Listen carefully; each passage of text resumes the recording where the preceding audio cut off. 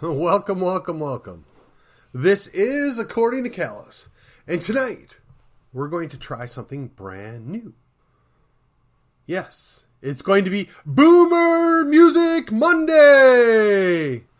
The idea is, what could they have learned had they actually listened to the message in the music that we all had to listen to? Join me as we jump in the middle of this. I'll be right back with you. Okay, now that I've done my video intro and all is well, I hope, let's get started. First up on Boomer Music Monday, we have, and before it comes across like I'm entirely mocking this, I'm not. I want to state publicly that every one of these songs I thoroughly enjoy listening to. As a matter of fact, when I was a young boy, the 50s and 60s were about the only music that I could listen to in public. Other than, of course, whatever passed for Christian music at that time in the early 80s. Whenever it could get past the censors at VCY America, Vic Eliason, love you, buddy. But nevertheless, in Milwaukee, when I was growing up, there were two oldies stations. And yes, I say oldies because that's indeed what it was. Oldies. If you wanted to listen to anything, you had to listen to the oldies because that's just the way it was. At least in my house. So, again, I enjoy all this music that is here. And I am not a music critic. I'm not about to tell you if it's good, bad, or otherwise. As my friend would often point out, Stephen, you listen to one band, you have no idea what the rest of the music world offers. You need to expand your horizons. Well, I did. So here we go. Without further ado, Another Brick in the Wall. Now, when I listen to this song, I really kind of get into it. I enjoy it. It's fun to imagine all the various things that are at play here, especially when you get to the refrain about teachers leaving those kids alone. Now, I got to tell you, as a student, I especially appreciated that. When I went to grade school, the last thing I wanted to do is be there, and being that this was out when I was in grade school, it was great joy to chant that back. But the whole point of the song, the way I understand it, my interpretation, if you will, is that when you put those kids in school and they're taught the same way, the same thing all the time, and they're never allowed to think for themselves, they're never allowed to develop their own ideas, they never, ever are allowed to develop their own thinking processes, which curiosity might bring you back to the point where, hey, Stephen's talked about this before. Yeah, there's that John Dewey guy who said, children who know how to think for themselves spoil the harmony of the collective society that is coming, where everyone would be interdependent. That's right. You've picked up on that, have you? Well, apparently the boomers didn't. The vast majority of us went to some kind of government school and were programmed to think a certain way, to do things a certain way, basically to not question authority, to do what you're told. As a matter of fact, one of the funny refrains that I recall was, don't think. And then when I say, oh, well, I didn't think. Well, then you need to think next time, which got the retort, well, you shouldn't listen to me. So, I mean, life was full of contradictions even when you were a child. But again, so the message is, you don't want to create a bunch of children that become a generation of bricks in the wall, right? You don't want them all to be exactly the same, fully interchangeable. And somehow the entire generation that is before me missed that. And just for clarification purposes, I am lumping together anything that came out from about 1965, let's say 1963, just to be safe, which would be when the baby boomers were hitting 18, right? Because the baby boom starts 1945, so they'd be 18, and some of them were artists and musicians at that time, and certainly by the time they were 20. And then I'm going to carry that through to, let's say, 1985, a good 20-year bend, so that those guys or ladies would be about 40 years old. And honestly, a lot of these artists still go out and tour from time to time because there's money there. Why wouldn't you, right? So that's what we're going to classify as boomer music. Now, some would maybe drag that out to the mid-90s. That was, for the purposes of this discussion, that's roughly the boundary I'm going to give. The next song, Fortunate Son. Yeah, now this is Creedence Clearwater Revival. Basically, this is talking about having to go in the draft, right? Having to go to Vietnam. And, I'm not a senator's son, which I always took as a swipe at Al Gore, right? Because Al Gore went to war, but he was a senator's son. You gotta believe that they did things a little differently for Al there. Or on the rich man's son. Well, how many other rich sons had medical issues or had exemptions, or, well, they were going to go to college for 5-10 years just to avoid going.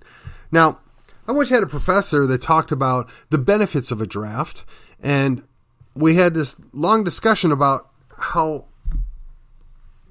and I wouldn't say it was long, but we had a discussion basically centering around the idea is that you're impressing people to do things, right? You're forcing somebody to go do something which maybe they don't want to, or maybe is against their will, or maybe they just don't think it's appropriate. And I always come back to the ideas, if the United States were really truly invaded, there wouldn't be a need for a draft, because I believe that every able-bodied man and a lot of women will take up arms to defend their country. But it's another story if you're going to go to another country and try and bring about a new regime or repel another regime. Most people just don't care. I mean, we didn't even care about World War I until we were tricked into that. And then World War II came around and, Roosevelt set up the Japanese. So we got into that. And then everything thereafter, we've just been manipulated because we can't think of ourselves and we follow direction and we don't question authority. And because most of us are not fortunate sons, we're the ones that pay the price. Now, again, full disclosure, in this conversation, this professor, was arguing that the draft, did a lot of good things, and, maybe there were some positive aspects to it. And I just retorted, in a polite way, I thought that as a Democrat or a liberal, that you would be opposed to involuntary servitude, which we would also refer to as slavery. So how do you account for the idea that you would support the draft? He chuckled a little bit and then said, "Whoever said I was a liberal?" I mean, that was choice. I mean, that was very enjoyable, very well put. Didn't really answer the question, though. So I've always been against the draft, and I'm morally opposed to it, and I didn't participate. What's funny is, well, we'll save this for another day. In any case, so song number 3, Won't Get Fooled Again. Now, this is by The Who, right? And basically, they're talking about the idea that you would think that you would learn, right? And the refrain, meet the new boss, same as the old boss. That really struck a chord with me because everybody, think of it as the grass is greener on the other side, right? So everybody thinks there's something more or something better, or if we will just do this, it's going to fix everything. But it really doesn't. Now, I'm not sure why exactly that is. It just seems to be the way that the world goes. Which is not to mean, or is not to say, or nor do I mean that you shouldn't fight and you shouldn't, resist where appropriate and you shouldn't look for something better. It's just the conceptual idea that we went and did these things and it didn't change anything. And it's very frustrating. It's disappointing. And and when I lump all three of these together, I can't help but see the irony that, well, we had one Kennedy in office. They killed him. So I know, let's run another Kennedy. Or better yet, well, we had Bush Sr. in office and, he wasn't terrible. So I know, let's put Bush Jr. in office. That's a great idea. Now, I seem to remember one of the primary things that we did when we had our Revolutionary War, right, where we seceded from Great Britain, we didn't want nobility. We didn't want a ruling aristocracy. We wanted people to be able to be successful or fail based upon their own accomplishments or their family's accomplishments rather than an accident of birth. Yet, Bill got elected president. Oh, well, now Hillary needs to be president. And they're floating out Michelle. They're floating out Michelle like she would be a worthy successor because her husband was president. Really? Are we going to have to scrape the bottom of the barrel that we can't find anybody? We can't find a more worthy or useful person to run for president of the United States than somebody's family member or their child or niece or nephew or whatever. God help us if we ever get somebody else with the name Bush or Clinton in office or anybody related to them. But yet, that's the way things go, right? People were joking about Don Jr. or Ivanka rather after Trump was done in office. Really? I didn't sign up for that. I'm not even the least bit excited or interested about having some kind of dynasty. It's a slap in the face. Though I could think of worse forms of government than a monarchy. But I don't want that either. So, let's go. Next song, Won't Back Down by Tom Petty, right? So Tom Petty basically saying, I'm going to stand up for what's right, and says you could put me up against the gates of hell, but I'm not going to back down. The idea, or conceptually speaking, that means I'm going to put principle above other things. I'm going to be doing the right thing, even if it costs me. Yet, clearly that didn't happen, right? I mean, an entire generation before me, and in fact, most of my generation, has sold out to the idea of do what's practical. This has got to be pragmatic. We're going to accept it. Yeah, it's not that important. I mean, I do it too. I mean, for things that aren't really that important, sure, whatever. Yeah, I did order that medium rare, but it came well done. Well, yeah, take it back. You know what? I don't want to wait another 20 minutes. I'll just eat it. Now, would I do that? Not necessarily, but it's the difference between medium rare and rare, or medium and rare. Okay, fine, but well done from rare. Yeah, that's a giant leap when you're paying $30 for a steak or whatever you're paying. But point being taken is, there are things that you need to be principled about. There are things that you need to stand on, and then there are other things that are really not that important. The problem that I have observed, though, is far too often that generation kept giving and giving and giving and giving, and just deeming this wasn't worth standing up for. This wasn't that important. This wasn't worth it. This wasn't worth the fight. And then we see ourselves at the precipice, right? Our backs are not against the wall, but at the edge of a ravine. And what are we going to do now? I mean, how much more do we need to surrender? How much more pragmatism comes into play here? How much more practicality? Oh, it's just not worth the fight right now. It reminds me of I believe it's Churchill, that basically stated something along the lines that if you're not going to fight when the battle's winnable, if you're not willing to fight when you at least have a chance to win, you will find yourself fighting when you have no choice but to fight because it's destruction on the other side. And I have greatly paraphrased that, just to be honest, because I didn't look it up. I brought that up off the top of my head because that it seems to be the state of what we've done. Whether it's culture, whether it's, politics, whether it's government, whether it's economics, they just kept compromising. They just kept not finding principles to stand on, and here we are. Again, didn't listen. You got fooled again, and then you just kept on backing down. Now, there are some people that talk about, well, it's a myth of what really happened at the Alamo. Well, sometimes myths are based on reality. Whether they all stood there and died in the battle, or they fought until they couldn't fight anymore, either they gave up from exhaustion, or they were just overrun, then they were executed. Does it really matter? They were still there. Whether it was a dozen or 5 dozen, they were still there. They were greatly outnumbered. They did what they needed to do. They stood on principle.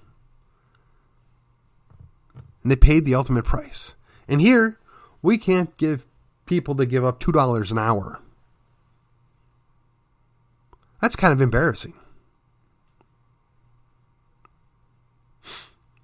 Last song, Satisfaction by none other than the Rolling Stones.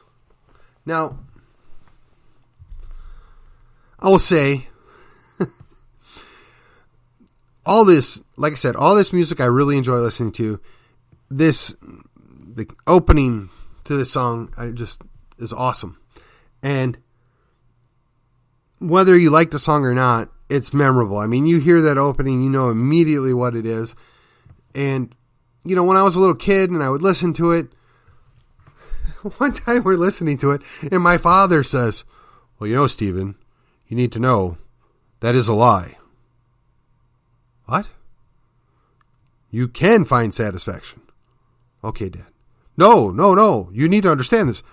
Well, we got into a theological discussion and kind of ruined the whole song. But point being is, my dad is right. But I think the whole point of the song is they're kind of realizing what Solomon told them in the Old Testament 2 millennia before. There is no satisfaction. And they keep refraining. I'm going to try, and I'm going to try, and I'm going to try. But I just can't get none. And that's what ultimately I think this is probably the quote-unquote boomer song of all time. They all wanted to be satisfied. They wanted to achieve. They wanted to get everything, have it all. And I don't blame them for that, because that's a very seductive, a very ideal situation, right? To make enough money that you don't have to work full time. To make enough money that when you get to be 65, you can just cash in your chips and skate for the rest of your life. I mean, setting aside the moral implications of this, I'm tired of my wife. I'm going to go get a new wife. Or better yet, I'm tired of my bum husband. I'm going to go get another one. A younger, better looking model, if you will. I mean, we saw it. We all observed it, right? I mean, how many of these Gen Xers that might be listening to me distinctly remember your parents being divorced? Not once, not twice, but sometimes 3 times. They got to just try until they get the right thing. I thought the idea of being married was that you were supposed to make it work through sickness and health, for better or for worse. And Lord knows my wife's put up with some garbage for me, because I'm not perfect, not even close. But we fight it out to stay married. When I go home at night, even if I were to have a major fight, I still want to go home and see my wife. I still want to spend time with her. I want to earn the love that she gives me. I want to make sure that I reassure her that I'm always there, that I have her back, that I'm keeping my vows. So, again, in the generation before us did not follow own advice in the music that was sung by, in many cases, these people's heroes, right? I mean, now I I don't aspire to be a drunk or a drug addict or whatever else. And honestly, I don't know what I would do with, and again, setting aside the moral implications here, I don't know what I would do with having more than just my wife. It is an occupation of mine to have a good marriage with one woman. Why in the world would I want to have more than one? Or worse yet, why would I want to be with dudes? I mean, that's another story altogether. The idea being is Solomon tried everything and wasn't satisfied, right? There's nothing new under the sun. Everything is meaningless. That was kind of the direction he went. And obviously the Stones decided to put that to a test, right? Well, let's see. Maybe we're better than he is. We're smarter than he is. But clearly, they could try and they could try. They just weren't successful. So I got to ask myself, as a Gen X guy, right? And again, I realize exactly how this sounds. These are gross generalizations. There is not a finger being pointed at any one specific person. I'm not speaking evil to an entire generation. I'm just making light of the fact that y'all made this music that you were sending out a message on, and you clearly missed it. My generation comes along, and we got some of their retreads. We got some of the second generation of what you guys put out. And, I enjoyed all that music when I finally was allowed to listen to it. But here's the deal.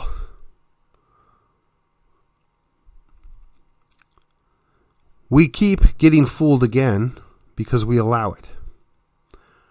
We keep acknowledging and supporting Fortunate Sons. We keep creating bricks for the wall, and we specialize at backing down. And I suspect it's all because there's still a seeking of the satisfaction that is missing.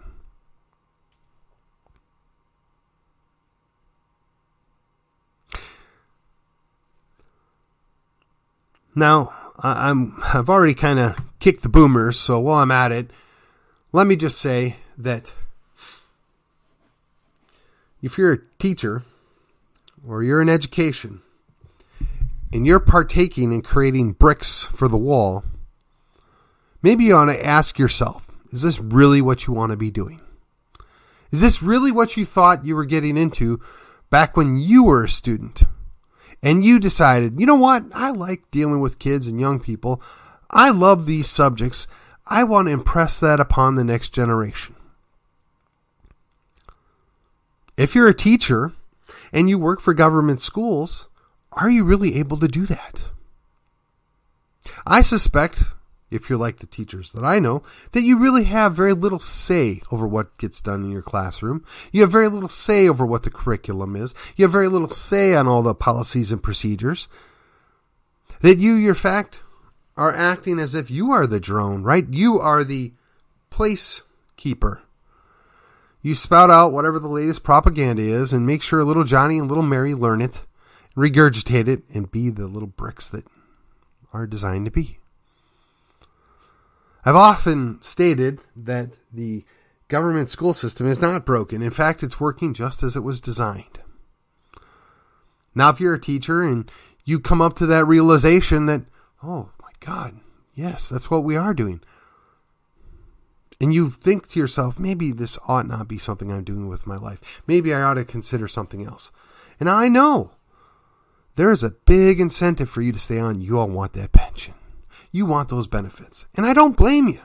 If I had a job that had a pension or benefits, I would put up with a lot of garbage too, just to get that, right? That's the brass ring at the end of the tunnel there.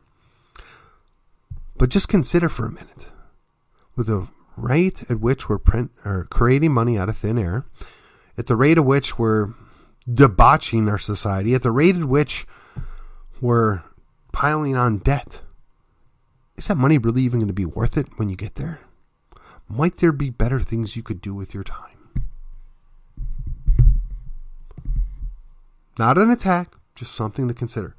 Likewise,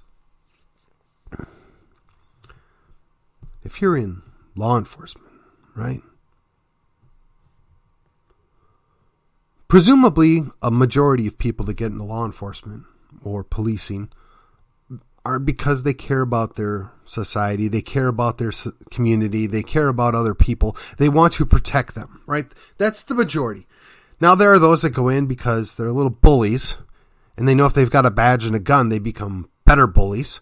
And then there's some that get in it because they're just rule followers, and they want to make sure everybody does everything by the book and never violates a single rule. Good little Prussians, if you will. Again, if you got in to serve and protect, great. You took an oath that says you're going to do that. But if you're there and you're enforcing those bad rules, those bad laws, things that violate the Constitution, or if you're protecting the fortunate sons and daughters, well, there's different rules for them. We're just going to turn a blind eye. Well, this is the police chief's nephew, or this is the DA's cousin. That's Judge so-and-so's son or daughter. Oh, we can't do that. Yeah, that's not justice. It's certainly not equal justice. And I got to say, I stand with the people that call out justice that's not equal. When you're not using just measures and weights, you don't get justice. When you're not treating people equally, there can be no justice. So while my friends may be out there protesting, and I say friends loosely, right? Other people may be out there protesting about perceived injustice, right? Real or imagined, it's their injustice. Because in this pluralistic, postmodern society, if I think it must be true. They have a point. And the point is sometimes there's different rules. There's the rules for thee and the rules for we. And if you are in law enforcement and you took that oath to the Constitution and you're violating that oath by improper application of the law or by unfair application of law, which is not to say you can't use good judgment, right? You can't say, well, the knucklehead was going a few miles over the speed limit, but he really didn't hurt anybody. And I'm not going to ruin his day. I get that. Or, hey, the kid's 13 years old. He stole a pack of gum. It's really not worth this. Make the mom take him back and apologize. Whatever. Those are all appropriate things within someone could say is fair justice. But that's not what we have. That's not what we see. That's not the claim. That's not to mean that it doesn't happen. That doesn't mean that there aren't plenty of good people that do that every day. It just means that's not the perceived reality. That's not the picture we're being sold. In fact, we're sold time and time again how it's the government's job to protect us. It's the government's job to make us secure. No. The government's job is supposed to be protecting my rights and my liberties. The government's job is supposed to keep other people from oppressing me. The problem is more often than not, government is the oppressor. So I'm going to tell you, don't back down. I don't care if you're boomer, Gen X, millennial, Y, Z, or if you're still a silent floating around out there. We don't need to back down. We need to stand on principle. We need to do the right thing. We need to call on people to do the right thing. Take the message of your very own music, apply it. Well, this was fun. I might have to do this again sometime. But that is this episode of According to Callus, and I will see you on the other side.